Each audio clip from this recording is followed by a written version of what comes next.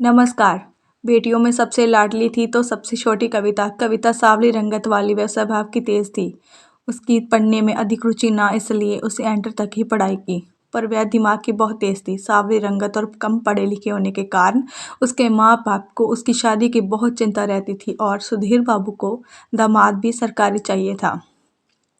जो भी कविता को देखने आता उसकी सांवली रंगत और कम पढ़े लिखे होने की वजह से उसे नापसंद कर देता। एक दिन व्यापार के सिलसिले में सुधीर बाबू की मुलाकात राजेश जी से हुई। उनका एक ही बेटा था, रोहन। वह भी सरकारी मास्टर था। राजेश व उनकी पत्नी शांति दोनों ही लालची प्रवृत्ति की थी। बातों ही बातों ने सुधीर ने राजेश से अपनी बेटी की शादी की बात कही। राजेश जी ने भी सुधीर के धन के किस्से सुने ही थे। बस फिर क्या था, बिल्ली के भाग में सिक्का फूटा। एक हफ्ते बाद राजेश बाबू अपने बेटे और शांति को लेकर सुधीर के घर पहुंचे। लड़की तो उन्हें कुछ खास पसंद न थी, फिर भी आई लक्ष्मी को वह हाथ से जाने नहीं देना चाहते थे। वह, ये मेरी आखिरी बेटी है, ब्याह करने को मैं तो बस इसी पैसे से तोल दूंगा, सुधीर बाबू ने बातों ही बातों में कहा। बस फिर क्या था, शादी तो पक्की होनी ही थी। रोहन का भी अपना कोई विचार ना था। जो उसके माँ बाप कहते वह उसे मान लेता। घर पहुंचते ही शांति देवी ने पंडित जी को मुहूर्त निकलवाने के लिए बुलाया और कुंडली भी मिलवाई। पर ये क्या, लड़की की कुंडली में तो दोष था, वह मांगलिक थी। अब तो शांति देवी और राजेश जी के अरमानों पर घड़ों पानी फिर गया।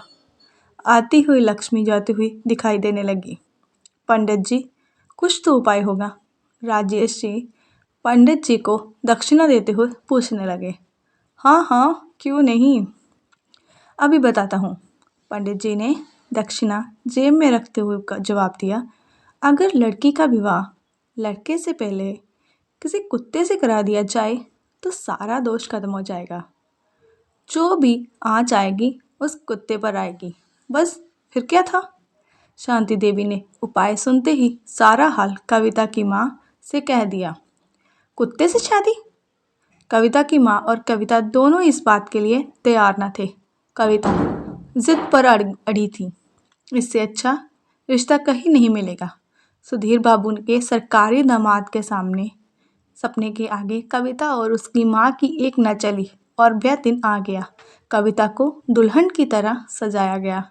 कविता मन ही मन बहुत दुखी थी। राकेश बाबू और शांति देवी अपने घर से कुत्ते की बारात लेकर कविता के यहाँ पहुंची। कविता राजेश बाबू के लालच को भाप चुकी थी।